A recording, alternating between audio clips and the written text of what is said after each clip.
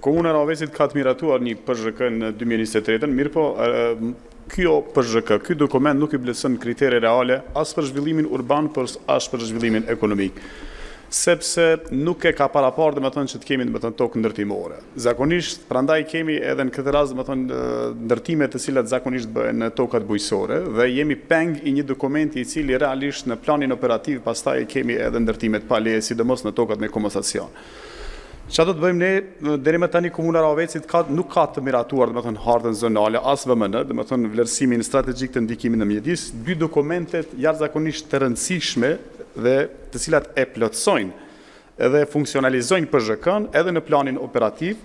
Kjo gjendje e bën qytetin peng të një kornize planifikuese të papërshtatshme, e cila nuk është në linjë me interesin publik dhe me nevojat reale të zhvillimit ekonomik. Në mandatin tim, prioritet do të jetë analiza e mundësive ligjore për modifikimin e PZH-s, sepse do të kemi zgjerim të zonave urbane. Natyrisht, ky zgjerim do të mësoj pastaj krijimin e një baze ligjore për legalizimin e ndërtimit, respektimin e ligjit dhe zhvillimin e qëndrueshëm urban. Në këtë proces të hartës zonale do të synojmë mbrojtjen e strukturës së vjetër dhe të trashëguar arkitektonike që e ka pjesa e qendrës, kurse në zonat periferike natyrisht do të orientohemi edhe për ndërtimet e larta. Natyrshëm, sot Rahoveci, nëse shihet se ku kanë filluar ndërtime, sidomos në tokat bujqësore, është rruga e UÇK-s drejt Rimnikut dhe rruga drejt Fortesës.